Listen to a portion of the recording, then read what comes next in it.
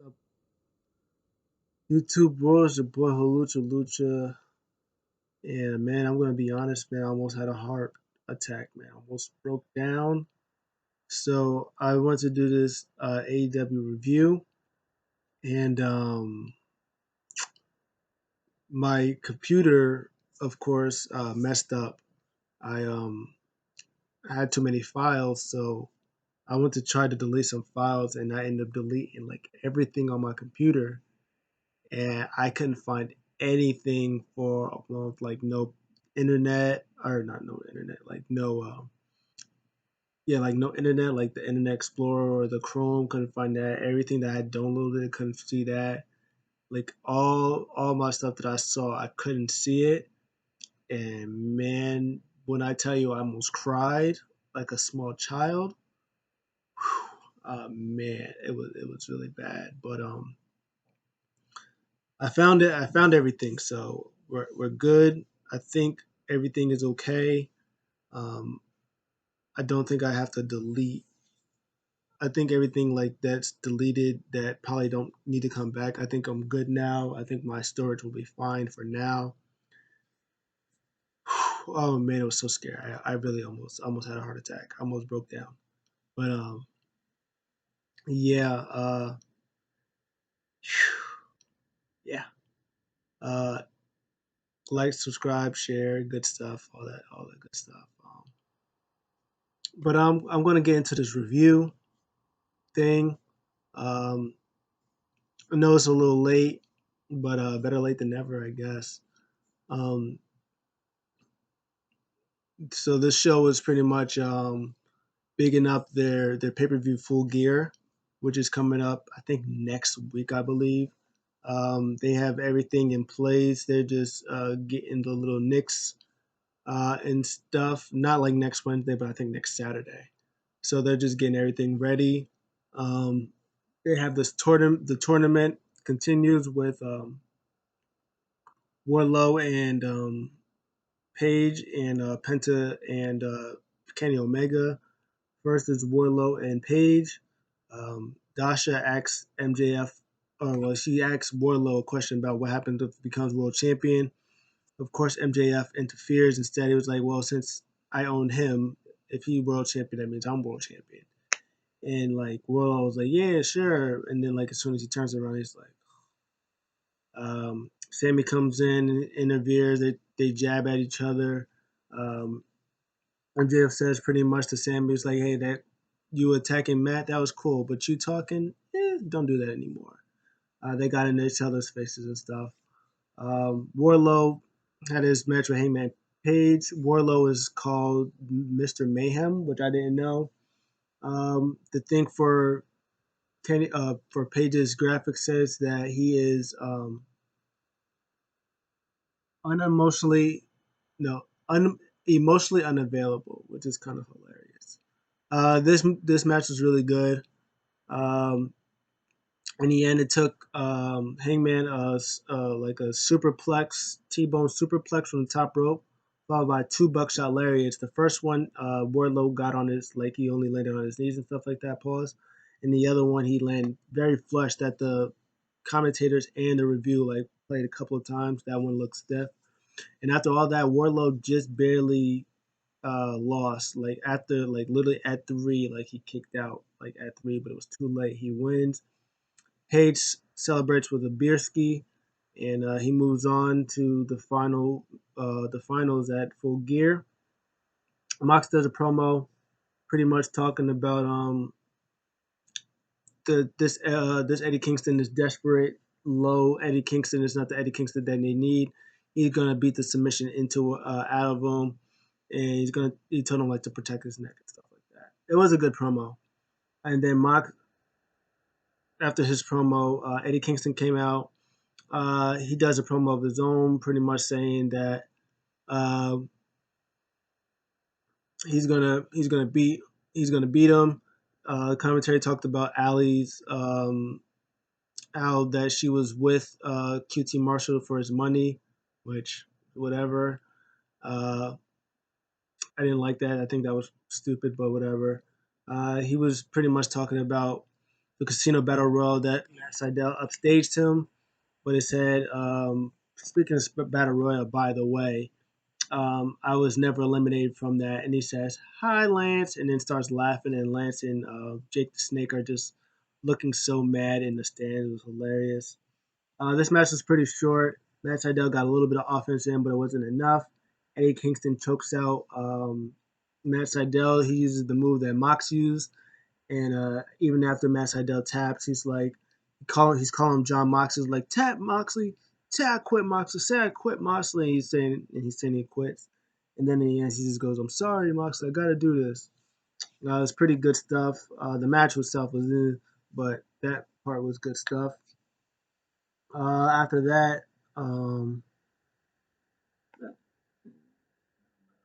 TR and Bucks does an interview with Excalibur, but it's mostly just Bucks. FTR is just chilling there. Excalibur is just asking a Bucks a whole bunch of questions about their attitude lately and what FTR does to them, whatever they, all that, and they're just rebuttaling. It's like, "Oh, we were nice guys," and then these guys came around, and, we started being more vicious and all this stuff. FTR's heard enough. They're like, "Yo, why are we here? Why are we even here? You just like we're supposed to be interviewed too, but apparently we're not important enough for you." It's like, "We'll just see you guys at Full Gear." And the Bucks said if they lose, they won't challenge for the tag team titles again, which is the same thing Cody did. And it's like, well, okay, if Cody doesn't vow for the world champion, okay, that's fine. But the Bucks, who are the number one tag team in AEW, there's no way on this earth that they are going to just lose and not be a part of that tag team division. Never have the tag team titles. That doesn't even make sense. Uh, so either they're going to win, or if they do lose, they find a way to weasel their way in another title shot and end up winning the titles that way. But there's no way they won't um, get another title shot if they happen to lose. That's never going to happen. Next after that, there's this town hall meeting. It was pretty long. Uh, Inner Circle MJF does this town hall meeting with Tony Schiavone and Dasha. Pretty much, bunch of people asking MJF and Inner Circle, mostly Chris Jericho, a bunch of questions about um, what are you going to do for the Inner Circle? Like what can you do for the Inner Circle that they haven't already done? Can you trust each other? Um, all that other stuff. Luchasaurus was there. Britt Baker and Rebel was there. Rebel was being really weird about Jericho's smile and saying that he's very sexy when he smiles or handsome or whatever the word she used. Um, Peter Avalon shot his shot. Was like, "Hey, can I join Inner Circle?" They all gathered around for like 3 seconds. It was like, "No!" And they started laughing at him. That was pretty hilarious. Eric B, aka Eric Bischoff, made a thing. Made a cameo. That was pretty funny. That was pretty cool. MJF was just like, uh, yeah, they were right here, like Inner Circle. They were cool. They were here, but I can bring them up here. Basic math. He was saying that he can offer them friendship. He said he hasn't been the best guy in the world, but you know they can teach me how to be a team player and stuff like that. And Eric Bischoff said they're both prima donnas. There was a big presidential gag in there where Tony Schiavone told Chris Jericho to shut up because he was interrupting Eric Bischoff. Uh, Chris Jericho's like, "You know what? Hey, MJF." He's like, "How do I know that you're not going to beat us, or you're going to try to get a fast one off? If you try to do that, we're just going to beat you up." MJF was like, "Whoa, relax." He's like, "What do I need to do to prove to you?" They're like, "What haven't I not done?" Chris Jericho's like, "Well, you haven't beaten me." This piques everybody's interest. And he goes, "Well, at Full Gear, me and you, one on one, I challenge you. If you beat me, I'll let you join in the circle." And then Ortiz gets on the mic. He was like, "Ugh, We hate you so much. Like, why are you even like? Why is this a thing? We don't like you. I don't like you. Sammy doesn't like you. Santana, kind of maybe sort of is on the fence about you. Jake Hager, he's not even here. He's ready for his Bellator match that he won, by the way. Very gruesome match. That looked serious. Um, he's like, and Chris Jericho's he's just entertaining this. You'll never join our group.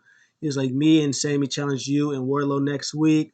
He was like, by the time we're done with you, you're not going to even make it to that pay per view. I was like, damn, Daniel. I was like, that's lit. So that was all good stuff. Yeah, I don't know. At first, I think that, and everybody thinks that MJF is going to hire, like, is going to use his money like he did with Warlow to maybe try to get Santana Ortiz, Jake Hager, like trying to get somebody to like backstab him so he's like now head of Inner Circle and stuff like that, which I can see happening, but I kind of want it to be like where Chris is winning, like he's about to get the upper hand, and then like somebody else, like a trios, like if Pac came back with Lucha Brothers, Death Triangle came back and he helped them win. There's like a 5-on-5 type thing now with the group, and then MJF, everybody beats up Inner Circle, and MJF is like, "You think I wanted to join your stupid Inner Circle? I don't want to join your stupid group. It's stupid." He's like, "I have my own group where MJF's boys, something like that, where Penta, where death, where Penta death. I don't know. They can come up with something creative or something like that." And he has his own group to go against their group. So, that could be a back and forth thing between them. That'd be pretty good stuff. That would be something I would like for them to do. Um, Next up, Team Taz still wants Will Hobbs to join them. Hey, yo, Will Hobbs! Will Hobbs! What's you gonna be? Huh? You gonna join us or what, Will Hobbs? Hey, Moxley. Taz is great. I love Taz. Um, Next is Cody versus Cassidy. Lumberjack match. This was good stuff. Nothing bad. I don't think it was better than their match last week. I like the little story bits that they had in there. When Best Friends had Orange Cassidy, they helped him on the outside. Cody went on the outside. Best Friends caught him. They looked at him. They just dropped him. That was actually pretty funny stuff. That was good stuff. I like that Cody is like getting Orange Cassidy. Like he's the one person getting Orange Cassidy like to do like wrestling stuff and try to do lockups and stuff like that. And that's all good stuff. Inner Circle really didn't interfere in this match until the end. And in the end, Cassidy was getting in, like he was getting stuff in. He did the jumping DDT thing to Cody with the limit breaker, beach something. Hit him that for a close two, and then Reynolds got on the apron.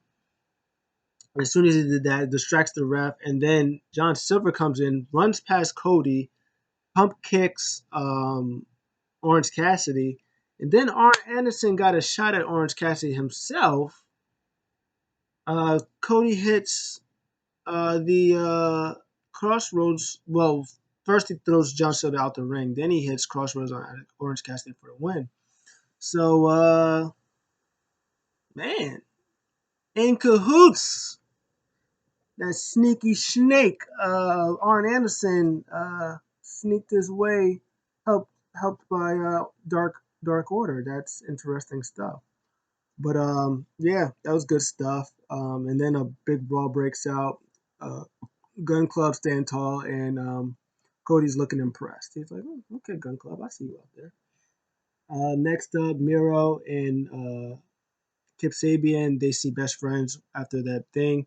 They apologize a little bit and said, "Here's a present." They said thanks. They was like, "Hey, by the way, trick or treat." Said neither.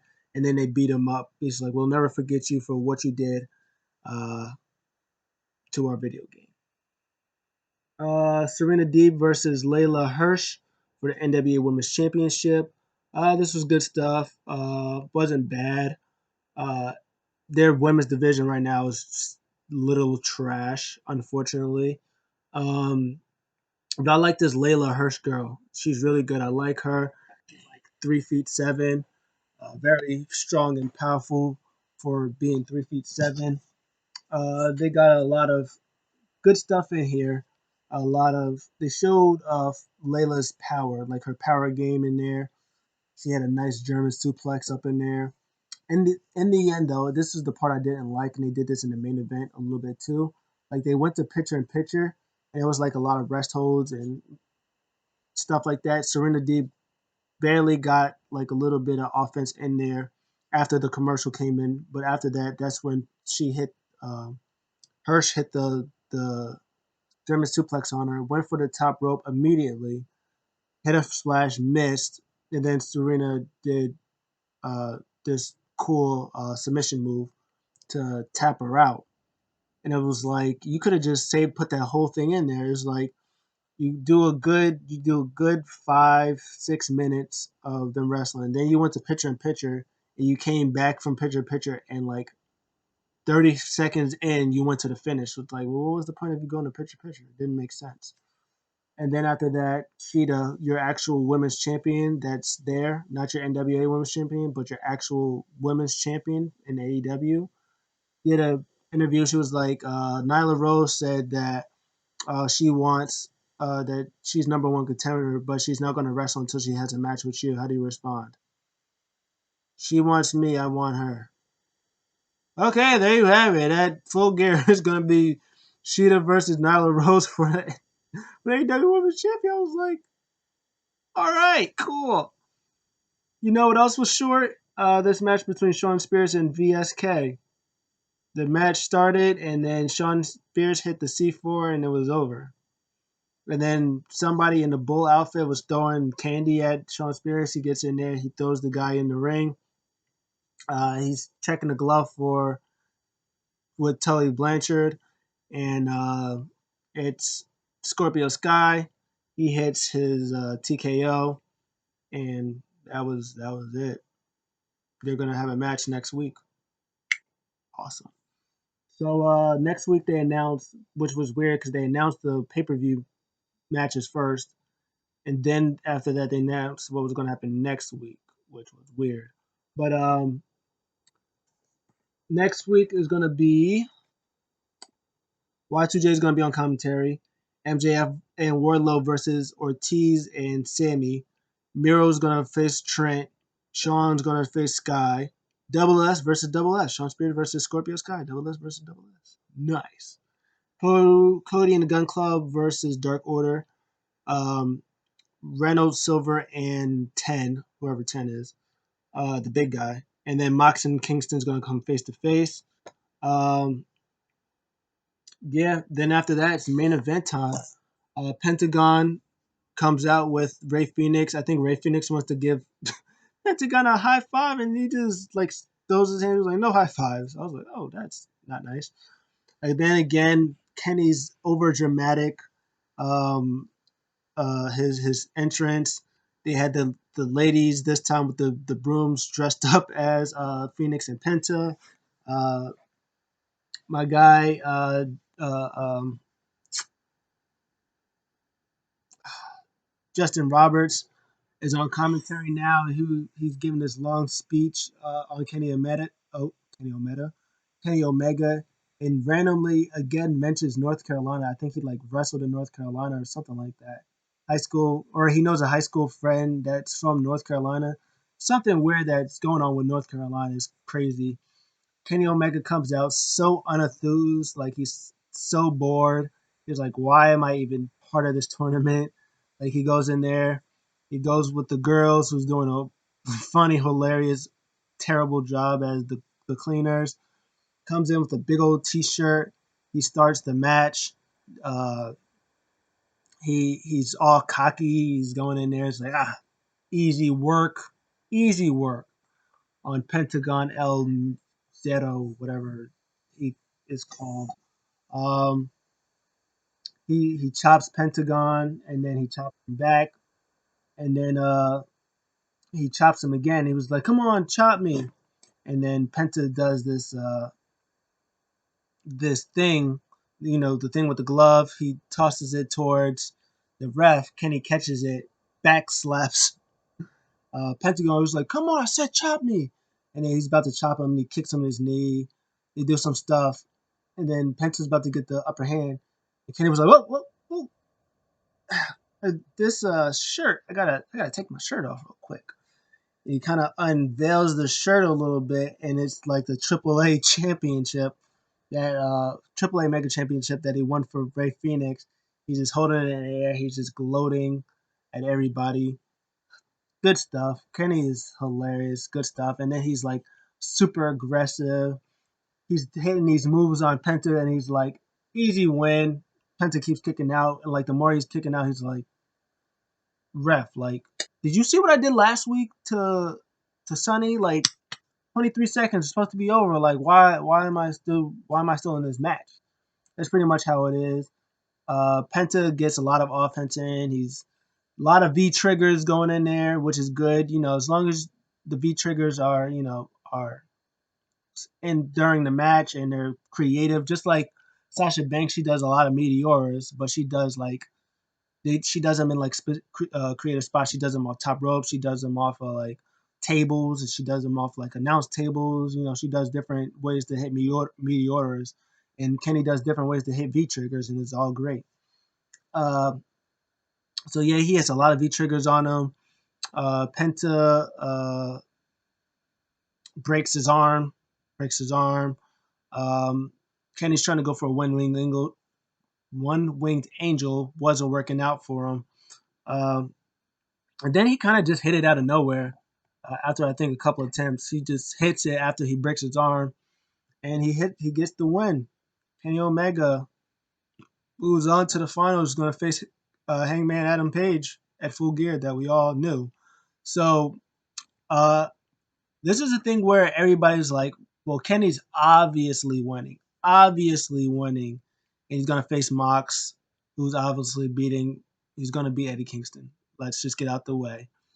And it's going to be those two. Kenny's going to be heel. He's going to beat John Moxley, and then it's going to be this chase for Hangman and Page to take the title from him. Another route that I think they might go, they might not go, but I think they could go if they want to give it a little swervy swerve. Hangman Adam Page wins, beats Kenny Omega, who probably Kenny Omega's probably fuming that was like, how in the world did I lose to this guy?